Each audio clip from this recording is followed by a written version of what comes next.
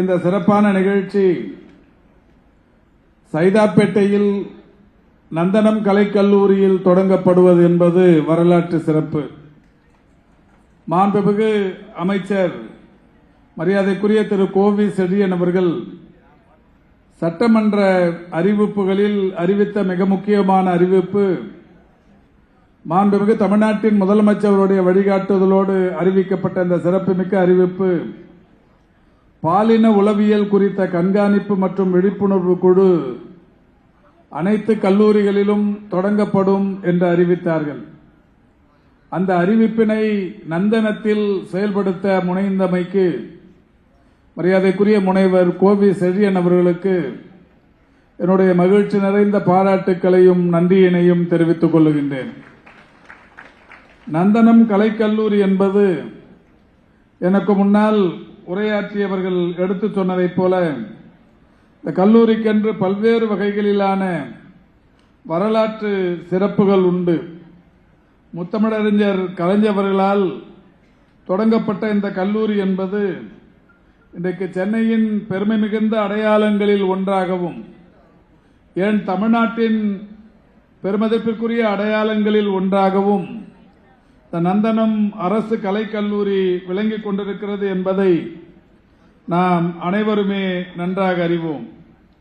நந்தனம் கலைக்கல்லூரி மாணவர்கள் தொடர்ந்து இந்த கல்லூரியின் சிறப்புக்கு பல்வேறு வகைகளில் இன்றைக்கு நடவடிக்கைகளில் மாணவர்களும் இன்றைக்கு உறுதுணையாக இருந்து கொண்டிருக்கின்றார்கள்.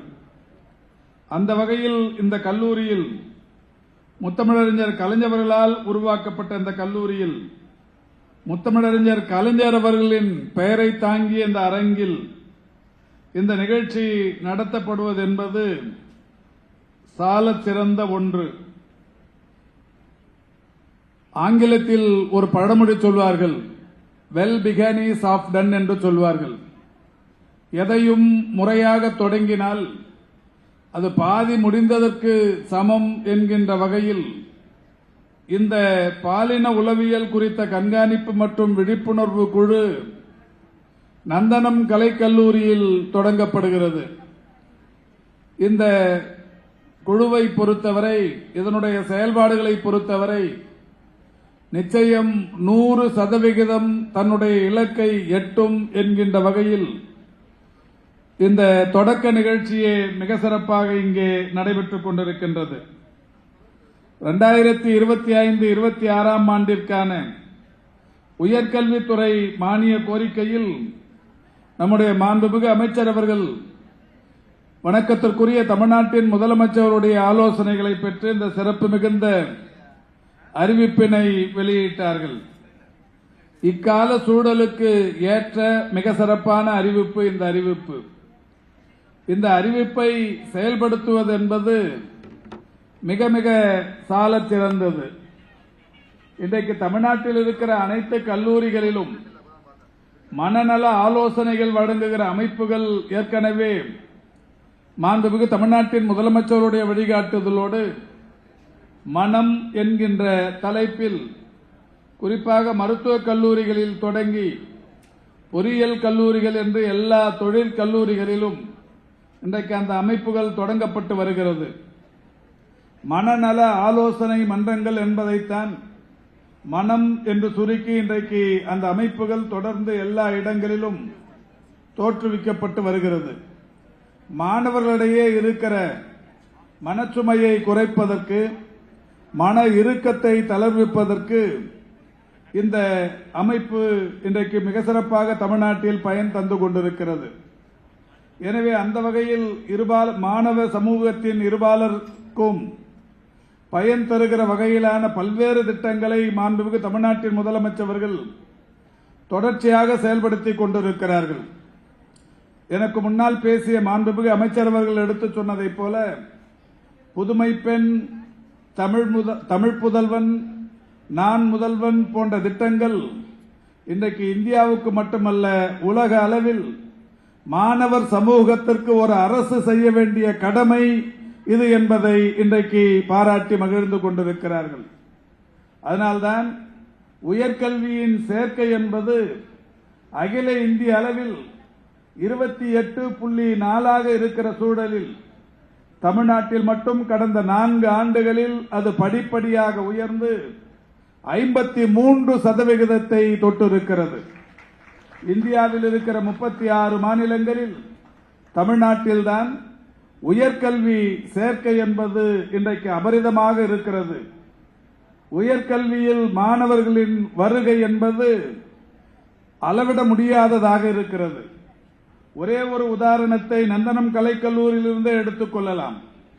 நம்முடைய மாண்புமிகு அமைச்சர் சொன்னார், கடந்த ஆண்டுதான் மாண்புமிகு முதல்வர் அவர்களால் இந்த நந்தனம் ஆடவர் கலைக்கல்லூரி இன்றைக்கு இருபாலர் கல்லூரியாக இன்றைக்கு தரம் உயர்த்தப்பட்டிருக்கிறது.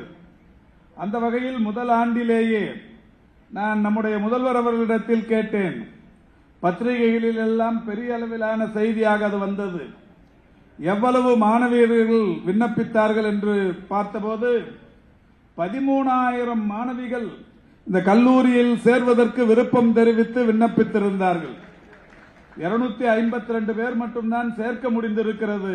ஆனாலும் இதில் விண்ணப்பித்தவர்களுடைய எண்ணிக்கை 13,000 மாணவிகள். அப்படி என்றால் அரசு கல்லூரிகளின் மேல் மாணவியர்களுக்கு வந்திருக்கிற மரியாதை, அரசு கல்லூரிகளின் மேல் மாணவியர்களுக்கு வந்திருக்கின்ற பற்று, இந்த கல்லூரிகள் மட்டுமே நம்மை கடை சேர்க்கும் என்கின்ற வகையிலான நம்பிக்கை இன்றைக்கு 13,000 மாணவிகள் இங்கே சேர்வதற்கு விண்ணப்பித்திருக்கிறார்கள்.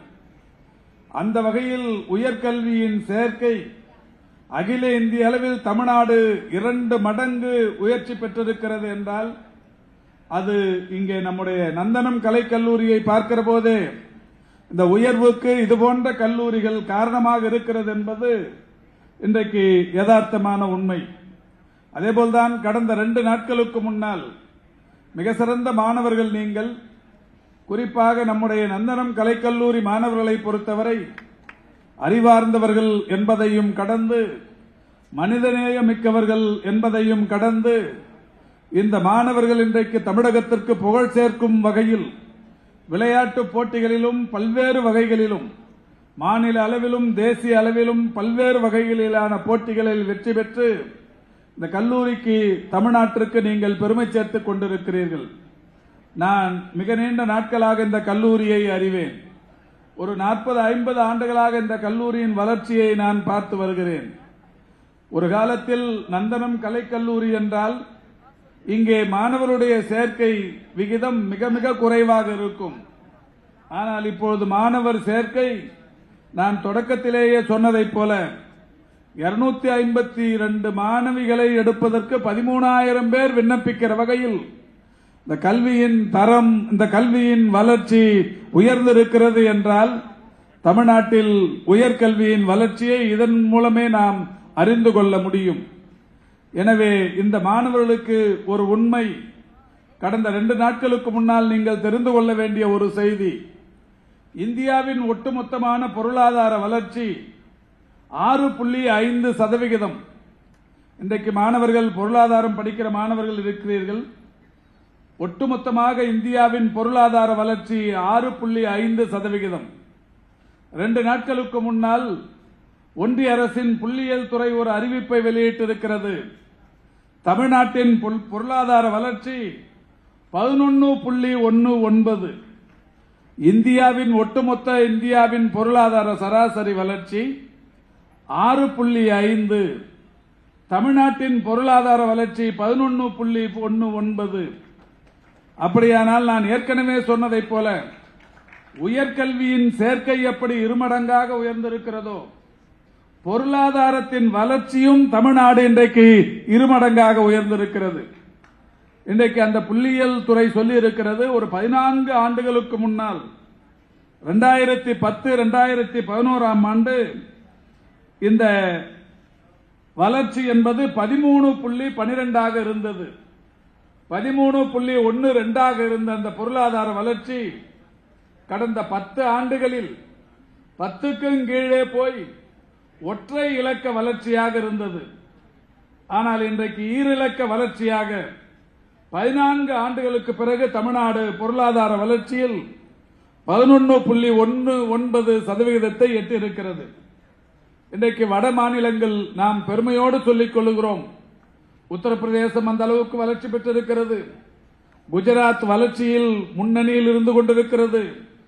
மகாராஷ்டிரா அருகிலேயே நாம் செல்ல முடியாது என்றெல்லாம் இன்றைக்கு சொல்லிக் கொண்டிருக்கிறார்கள். ஆனால் உத்தரப்பிரதேசத்தின் இந்த ஆண்டு பொருளாதார வளர்ச்சி 8.99, ஆந்திராவின் பொருளாதார வளர்ச்சி 8.21, தெலுங்கானாவின் பொருளாதார வளர்ச்சி 8.08. அதேபோல் இன்றைக்கு மகாராஷ்டிராவின் பொருளாதார வளர்ச்சி 7.37. இந்த நிலையில் தமிழ்நாடு 11.19 வளர்ச்சியை எட்டி அபார சாதனை அடைந்திருக்கிறது என்றால் எல்லா தரப்பும் ஒரு சேர வளர்ந்து கொண்டிருப்பதால் தான். கல்வி, மருத்துவம், பொருளாதாரம், தொழில் என்று எல்லா துறைகளும் வளர்ச்சி பெற்றுக் கொண்டிருக்கின்ற காரணத்தினால்தான் பொருளாதார வளர்ச்சி என்பது இந்த அளவுக்கு உயர்ந்திருக்கிறது. இதை மாணவ சமூகம் அறிந்து கொள்வது அவசியம். மாணவர் சமூகத்திற்கும் பொருளாதாரத்திற்கும் மிக நெருக்கமான தொடர்பு உண்டு. எனவே அந்த வகையில் பொருளாதார வளர்ச்சியை நாம் மனதில் கொண்டால் மட்டுமே நம்முடைய கல்வி வளர்ச்சிக்கு தானான உந்துதல் கிடைக்கும். கல்வி வளர்ச்சியில் பெற வேண்டும் என்கின்ற எண்ணம் உங்களை மேலோங்கி எழச் செய்யும். எனவே அந்த வகையில் இன்றைக்கு இந்த கல்லூரிக்கு இந்த குழு அமைக்கப்பட்டிருக்கிறது. இங்கே எனக்கு முன்னால் பேசிய அமைச்சர் மிக சிறப்பாக சொன்னார். சட்டமன்ற உறுப்பினர் மேம்பாட்டு நிதியில் 4,80,00,000 மதிப்பீட்டில் இந்த அழகு மிகுந்த கலையரங்கம் அமைக்கப்பட்டது. அது மட்டுமல்ல, இந்த கல்லூரியில் படிக்கிற மாணவர்கள் தங்கும் விடுதிக்கு மாண்புமிகு தமிழ்நாட்டின் முதலமைச்சர்கள் இதே சைதாப்பேட்டையில் MC ராஜா ஹாஸ்டல் என்கின்ற விடுதி 60களில் பெருந்தலைவர் காமராஜ் அவர்களால் கட்டப்பட்டு மிக பழமையடைந்த அந்த விடுதியாக இருந்ததை 44.5 கோடி ரூபாய் செலவில் 121 அறைகளுடன் கூடிய ஒரு 5 ஸ்டார் ஹோட்டலுக்கு இணையான ஒரு அரங்கத்தை, ஒரு விடுதியை கட்டியிருக்கிறார்கள். அந்த விடுதியை பொறுத்தவரை ஒரு விடுதியில் ஒரு அறையில் 4 மாணவர்கள் தங்கும் அளவுக்கு அற்புதமான வசதிகள், நூலக வசதி, உணவருந்தும் கூடம், உணவு தயாரிக்கும் இடம் என்று பல்வேறு வசதிகளுடன் கூடிய இந்த MC ராஜா ஹாஸ்டல் இன்றைக்கு இந்த கல்லூரியில் பயில்கிற மாணவர்களுக்கு கட்டித்தரப்பட்டிருக்கிறது.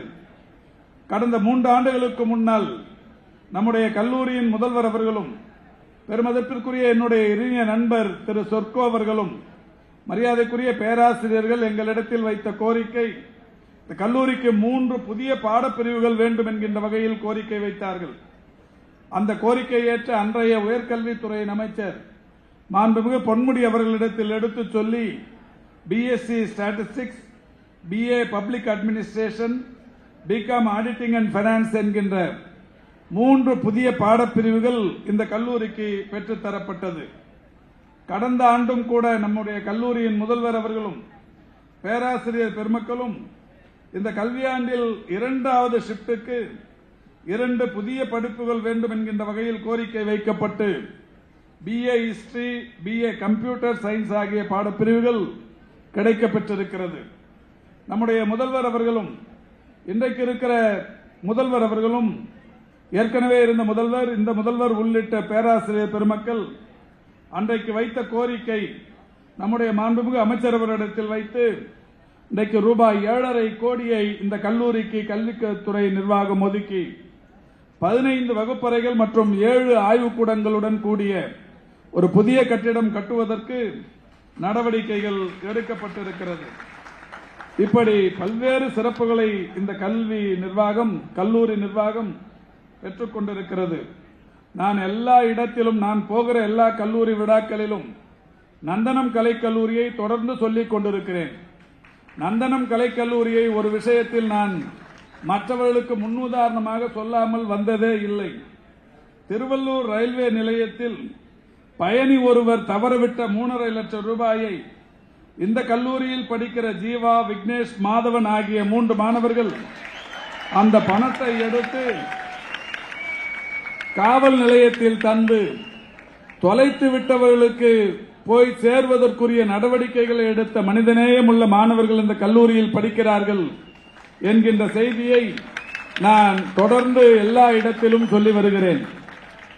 அதேபோல் இந்த நிகழ்ச்சியை பொறுத்தவரை நான் இங்கே வந்ததற்கு பிறகு இங்கே சொன்னார்கள், இந்த குழுவுக்கு உறுப்பினராக நம்முடைய ஸ்டான்லி கல்லூரியிலிருந்து ஒரு மருத்துவர் இங்கே நியமிக்கப்பட்டிருக்கிறார். டாக்டர் திருமகள், மகப்பேறு மற்றும் மகளிர் நலம் மருத்துவர் இங்கே நியமிக்கப்பட்டிருக்கிறார் என்றார்கள். உண்மையில் ஒரு பெரிய அளவிலான ஒரு லிங்க். இப்ப நான் சொன்னது மாதிரி ஏற்கனவே நந்தனம் கலை கல்லூரி மனிதநேயமிக்க மாணவர்களை உள்ளடக்கி இருக்கிற கல்லூரி என்பதோடு ஸ்டான்லியிலிருந்து பேராசிரியர் ஒருவர் இங்கே வந்திருக்கிறார். இது இந்த கல்லூரிக்கும் இந்த கல்லூரிக்குமான இன்னொரு தொடர்பு. ஸ்டான்லியில் ஸ்டான்லி ஸ்பிரிட் என்று ஒன்று இருக்கிறது.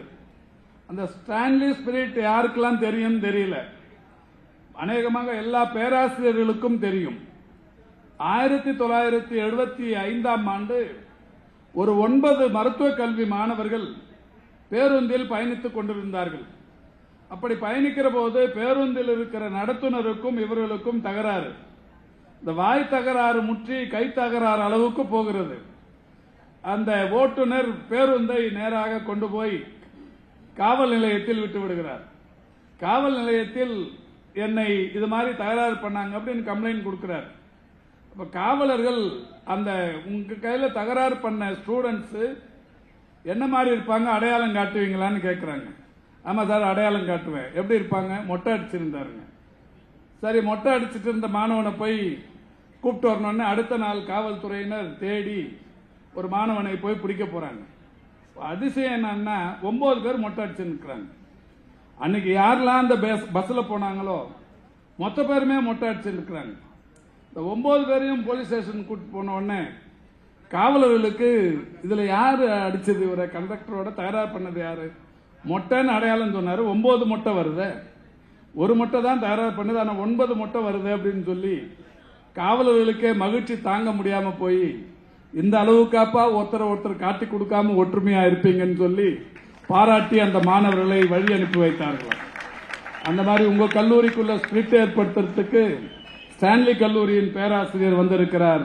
நிச்சயம் இந்த குழு ஒரு மிகப்பெரிய அளவிலான ஒற்றுமை மிகுந்த குழுவாக ஆண் பெண் இருபாலரிடையே ஒரு சமத்துவத்தை சகோதரத்துவத்தை ஏற்படுத்துகிற குழுவாக இந்த குழு அமையும் என்று சொல்லி சிறப்பான வாய்ப்புக்கு நன்றி கூறி விடைபெறுகிறேன். நன்றி, வணக்கம்.